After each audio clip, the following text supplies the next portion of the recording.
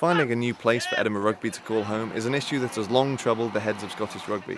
For years, the capital city club has hung its hat at the National Rugby Stadium Murrayfield, but in recent weeks, the notion to move has found its way back on the agenda. For much of the season, the ground staff here at Murrayfield have struggled to deal with a heavily publicised nematode parasite problem. The beginning of the Six Nations signalled the start of a cluttered fixture list, and fears about the state of the pitch meant that Edinburgh had to move to the more modest surroundings of Megaland. Home of National League side Burgh, a makeshift setup pushed the maximum attendance to just over 3,000.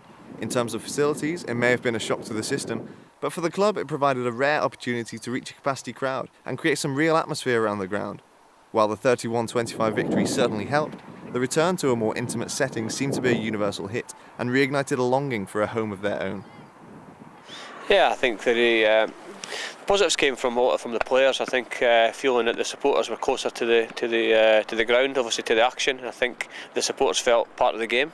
I think at Murrayfield, when you've got a big stadium of 67,000 and you've got 5, 6, 7, 8,000 in it, that one side of the field there's no supporters obviously because they sit in the west stand. But I think the players felt it was a great benefit, and they felt that was their extra man, was the 16th man, because they felt part of the team. These certainly aren't new circumstances for Edinburgh Rugby. For more than a decade, there's been an undercurrent of support for the club to move away from Murrayfield. In 2006, Scottish Rugby's chief executive at the time, Gordon Mackay, identified a long-term goal to move away from this vast setting to a smaller, more appropriate stadium. Some 8 years on, it seems the intent is still the same. These were the scenes at Murrayfield on Friday night, as Edinburgh fans were invited onto the pitch following their defeat to Ulster. It was the final action to be played in the stadium before the turf is ripped up and replaced by a hybrid surface.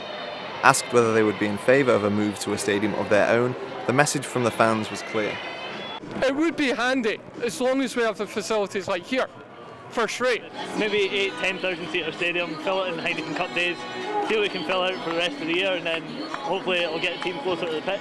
Yeah, I think for the long-term future they've got to, because you can't play in a stadium with so many empty seats every week. In the short term, Edinburgh Rugby will return to Megaland for their remaining home games against Cardiff and Munster, but most likely will be back at Murrayfield come the new season. The desire to find a new ground is perhaps greater than ever, but with the current lack of viable alternative, the plans to find a new home will remain a distant dream. Jonathan Davis, Edinburgh Napier News.